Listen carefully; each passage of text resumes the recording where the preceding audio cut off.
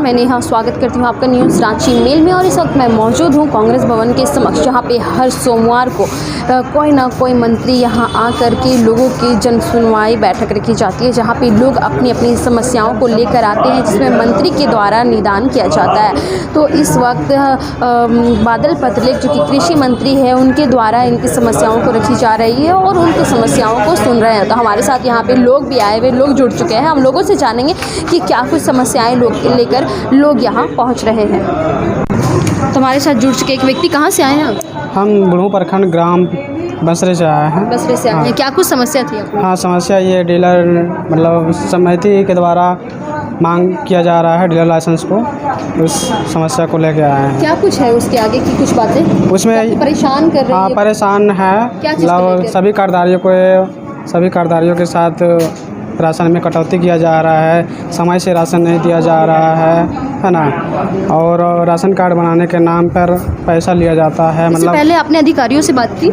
इससे पहले बात कर चुके हैं। हालांकि अभी राशन डीलर जो है निलंबित हो चुके हैं जी, है ना।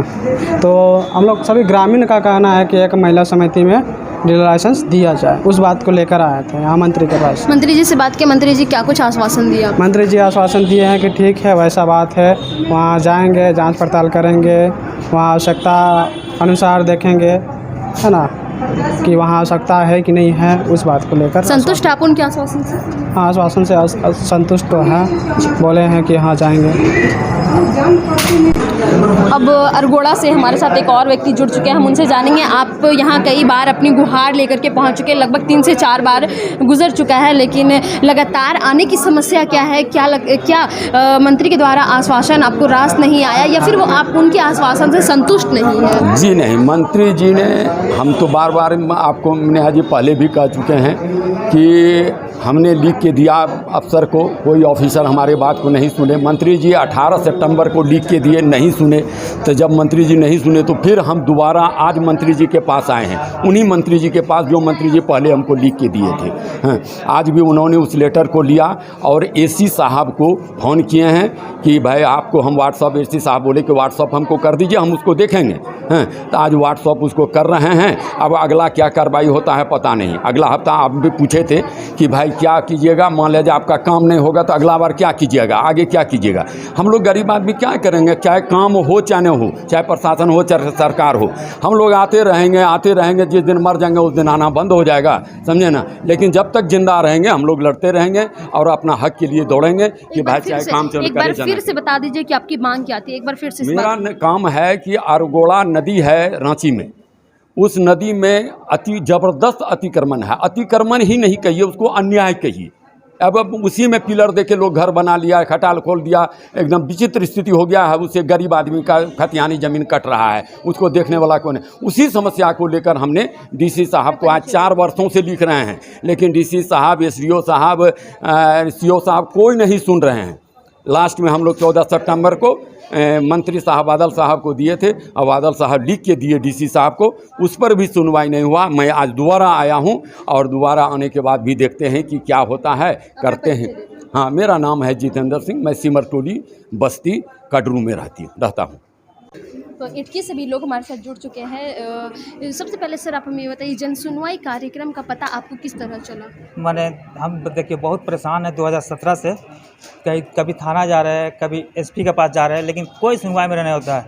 जबकि मेरा अपना ज़मीन रहते हुए हम घर से बेघर हो गए अभी, तब हमको समझ में आया कि एक बार एसपी साहब से, मंत्री साहब से जाके मिलना चाहिए। इसलिए हम अपना मंत्री साहब से अपना बात रखे। अब उम्मीद है कि मंत्री साहब मेरा काम करवा देंगे। क्या कुछ समस्या आई थी आपकी ज़मीन में? ज़मीन में यही कि मेरा चचेरा गोतिया लोग जो है ना, वो 144 2 मरतबा किया, लेकिन दोनों मरतबा खारिज हो गया। यहाँ तक कि वो रजिस्टर 2 में मेरा ही नाम है। और मोहम्मद फिरोज जो है, मोहम्मद अली के वारिसान, वो बहुत हमको तंग किया है। मेरा घर को बनने नहीं देता है, बोलता है तुम जहाँ जाना है जाओ, हम तुमको घर बनने नहीं देंगे। यहाँ तो अब यहाँ मंत्री जी के पास आए, क्या कुछ आपको आश्वासन मिला? क्या आप उस आश्वासन से संतुष्ट हैं? हाँ, देखिए हमको तो उम्मीद है कि इसलिए कि मेरा प्रधानमंत्री आवास योजना के तहत लाभ मिला था और ब्लॉक से कहा गया है कि अगर आप इसको निर्माण को कार्य पूरा नहीं कीजिएगा तो आपको पैसा रिटर्न करना होगा। हम पहला किस्त में 40,000 रुपया उठा चुके हैं और मेरा आधा काम हो चुका है। देख लीजिए, हम कैमरा के माध्यम से हम दिखाना चाहते हैं कि मेरा आधा काम हो चुका है।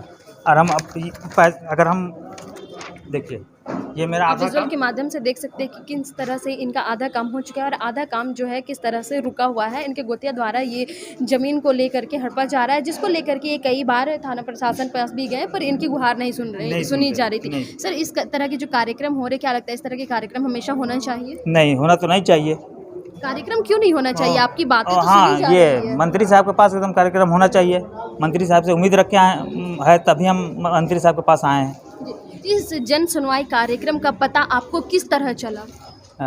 मैंने हमको बहुत सारे लोग गांव में बोले कि जाओ पहले एक बार, कहीं से तुम्हारा काम नहीं बन रहा तो मंत्री साहब से जाके मिलो, कुछ ना कुछ उपाय लगाएंगे वो। अपना परिचय दे दीजिए। मेरा नाम मोहम्मद अब्दुल्ला है, स्टेशन रोड की।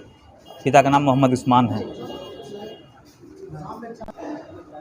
तो जैसा कि आपने सुना कि अलग अलग जगहों से लोग अपनी अलग अलग समस्याएं लेकर यहाँ पहुँच रहे हैं। कई ज़मीन के मामले, अतिक्रमण के मामले हो या फिर छोटी मोटी ऐसे बहुत सारे मामले लेकर पहुँच रहे हैं, जिससे मंत्री से मिल करके अपनी बातों को रख रहे हैं। लेकिन वहीं दूसरी ओर कहने वाली बात होगी कि छोटी मोटी समस्याओं पर भी अधिकारी ध्यान नहीं देते और ढील देते हुए नज़र आते हैं, जिसकी वजह से लोगों को अपनी समस्याएँ लेकर मंत्री के समक्ष आना पड़ रहा है। तो देखने वाली बात ये होगी कि कितने प्रतिशत लोगों का समस्या का निदान होता है। ऐसे ताज़ा तरीन खबरों के लिए बने रहे न्यूज़ रांची मेल के साथ, मैं रिपोर्टर ने।